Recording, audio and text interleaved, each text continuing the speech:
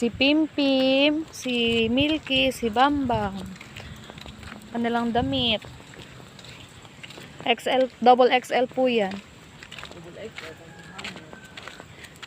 Order na po kayo sa aking TikTok shop.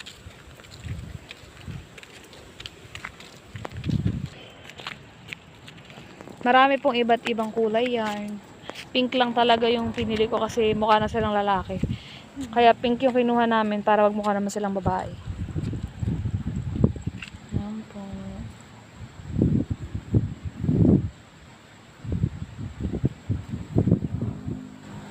Bam!